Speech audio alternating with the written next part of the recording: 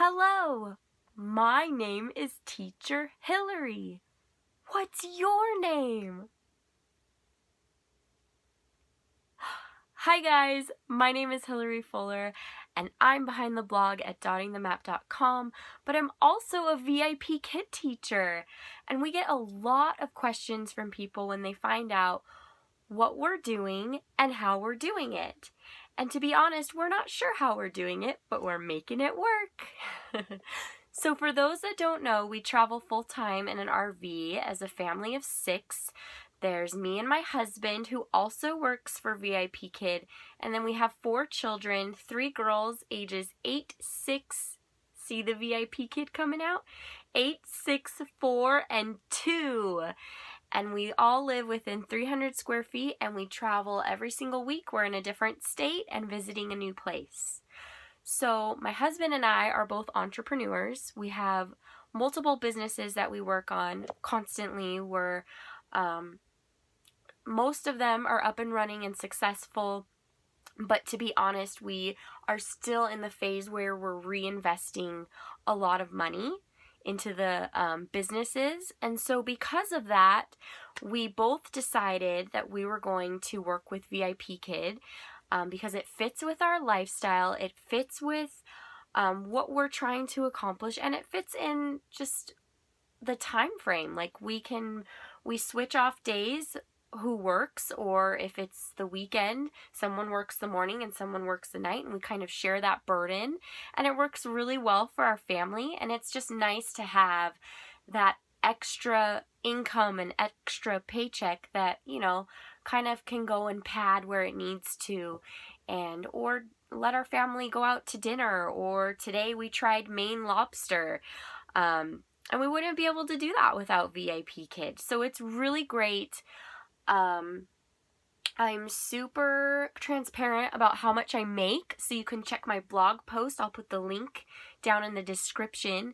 You can see how much I make and how long it took me to make that much money, because a lot of people get started with VIPKid and they just don't have the bookings right away and they get super discouraged, and it happens to every single one of us, unless you're a guy and then you get booked right away. But even guys, like my husband had some issues with the new way that they do things and the trials. So don't get discouraged.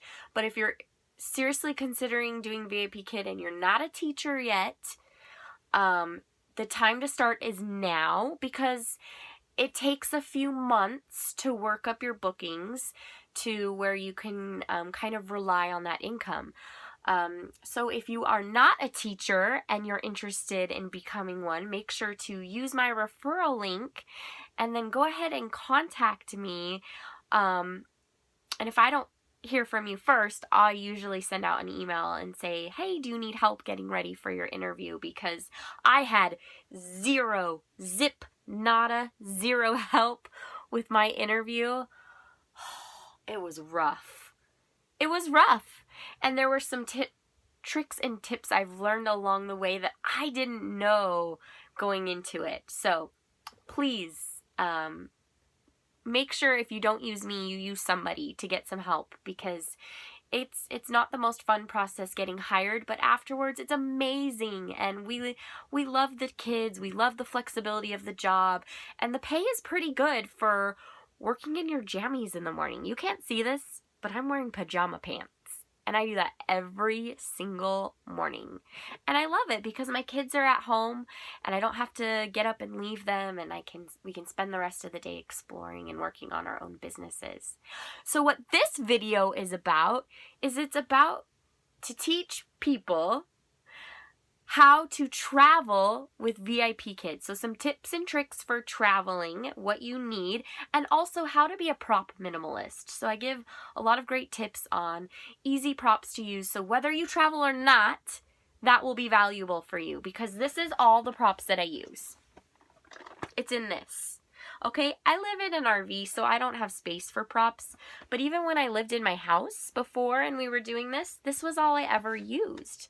When I first got started, I had buckets and buckets and buckets of props, and I've learned now, working there for over a year, what I really need to teach and what the kids really respond to. And also rewards. I don't have room for a lot of elaborate rewards, so I'll show you some of those in a minute. But just to like give you an idea of what it's like working for VIPKid in a small area and traveling so much.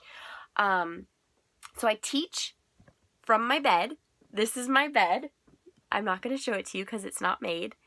And so my husband and I both teach. So when it's his turn to work in the morning, when the alarm goes off, we kick the other person out of the room and they go sleep on the couch. And that way when the kids wake up, they bug him, not me. And the same each way. And so then we just have like a little background behind here. It's super cheesy, super romantic to have this as your background on your bed, by the way. But it works. And that's honestly one of the things I miss most about living in an RV is I miss my desk. I do. It's not comfortable teaching 5 hours straight on your bed because you're like you start to like not have comfortable positions, and it's a minor sacrifice for such a great lifestyle. So I'm not going to complain about it. But that's where we teach. And also the second thing we always get asked, which is a very good question, and let me tell you, it was the source of much frustration for us, and maybe even a little bit of panic, because in order to do this job when you're traveling, you really have to have a solid internet connection, like rock solid, because I mean, you know, if you work for VIPKid, if you don't work for VIPKid, if your internet is going in and out, then you can get what's called a teacher IT. And what that means is your class is going to get canceled and you're not going to get paid. And guess what, guys? It doesn't matter if it's 24 minutes and 30 seconds left on that class time counter. They will call it as a teacher IT. That happened to me once and I wanted to cry. I was like, I just taught this entire class. I didn't have that bad of an internet. Like, it was just, clearly I still harbor some resentment over that. So we researched and researched and researched. And unfortunately, I don't really have the best answer for you, but I can tell you what we chose. So we chose to go with an AT&T hotspot. At the time, we were able to get grandfathered in an unlimited data plan. My brain just lost it for a second. And that was a big deal for me because a lot of the plans were not unlimited. It was 15 gigs and then they would start throttling you. And I could not take that risk of being throttled in the middle of a class. And so AT&T has been great. There has been a couple of instances where we have been in places where the service is not great, and that stresses me out. Like, every time we pull into a new campground, I'm like on my phone, please, please, please just have cell service. Please have cell service. But there's so many great things you can do. Like, you can get a cell booster. And then a couple of the campgrounds we've been at, they have had additional Wi-Fi that you can purchase that has been, one was faster than our internet at home. Like, it was amazing. So don't stress too much about that. Try to find a really good hotspot and then try to get a backup of any kind. Just have a backup plan. And so far it's been great. I think I've had 2 teacher ITs on the road. Reed has had 1 and we've done just fine. So with that stuff out of the way, I'm going to go over some of my minimalist props for you. So this is great for if you plan to travel or not. This is also great if you just plan to go on a 2-week vacation and still plan to teach. That's another reason I love this job, is it's so flexible. So I'm just going to go through what I have and what I use as props. And if you live at a house and your husband's ticked off that you're taking over the dining room, this could be good for you too. So I have a whiteboard because that's like the #1 thing they say to get. I really don't use it that much. Am I the only one? Teachers, do you use your whiteboard? I might need to learn to use it more. I really don't use it that much because I like to draw on the screen. And then I have a puppet. It's not a great puppet. It's a puppet for when my husband was a kid, Mr. Tiger, but it works. And it's really good for when you have parroting kids and you try to teach them to have conversations like, what color do you see? I see red. See? You probably knew that already. Then I have a Mr. Potato Head, because Mr. Potato Head can be used as a reward, but he can also be really good for the My Face unit. And I love using him, especially when we're like, put away the eyes. Put away the nose. Blah, blah, blah, blah. Anyways, the next thing that I have is I have a basket of food, because food comes up in every single unit and it's fun. Like, it's also a really good conversation starter. Do you like bananas? Or I eat pizza. I probably use this one in like every single class. So I have that, and then I have like a little birthday cake. It just fell apart, where there's a birthday cake unit, so I like to use that. Or if they're having a birthday, I'll pull it out and it has candles and I'll sing to them and let them pretend to blow out the candles. So that's really fun. Then I always have a book in here, because if you get done early, it's a great option for some kids. You can say, do you want to read a book or do you want to play a game? They never want to read the book, and that's okay. But inside, I also use it as a prop, because when you're doing some of the level 2 classes, you talk about reading or the library or all sorts of fun stuff. And then inside the book, I have an America flag and a Chinese flag. And that's really, it comes in handy multiple times in level 2 and then even in level 4. And then I have a tray just because I had it. And it works for, excuse me, can you pass the tray, please? Because otherwise, I don't know how to explain that one. And I like to put food on it. Excuse me, can you pass the tray, please? Here you are. You know what I'm talking about. If you don't, you'll learn shortly. And you'll have dreams about it. Okay, so the next thing I have are the alphabet cards. You gotta have alphabet cards if you're teaching level 2. And then I have a ruler, because when you're teaching about the sides of the square being the same, I like to be able to show that.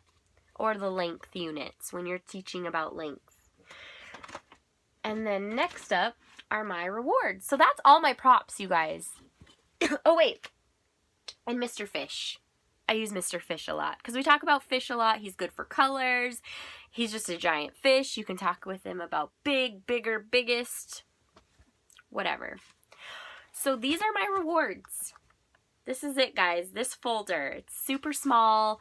I have a couple that are on the wall. These are the ones we use a lot with our brand new students. We'll do the fish, and then we'll do gumballs. These are also really good for colors, too. So I have a snowman. I got it from the dollar store. You can make a snowman. I have cupcakes. I have princesses. I have superheroes. Peppa the Pig, also from the dollar store. Super easy. Dino makes balloons. If you guys are looking for these, make sure you join the props and rewards group on Facebook, because these were just downloadables. I downloaded them, I printed them, and I laminated them. This is a monkey, gets the bananas. This one's kind of fun, the robot puzzle. Put together a robot. And then Ninja Turtles, also from the dollar store. You guys, that's it. That's all I have. So it's not very much stuff, but it's all stuff that gets used in not just one lesson, but multiple lessons. And it's also really great to use as conversation pieces. What's your favorite food? What's your favorite animal?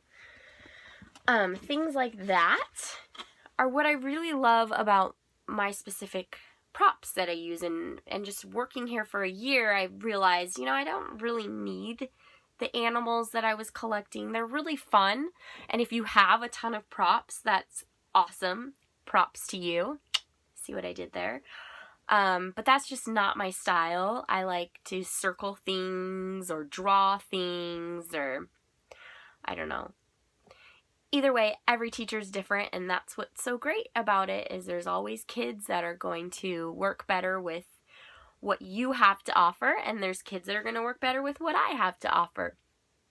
But if you have any questions about traveling full-time or VIPKid or getting started with VIPKid or anything, feel free to drop them in the comments, and I'm usually pretty good about answering them. But otherwise, I hope you have a good day. It was great to see you. I'll see you next time. Goodbye.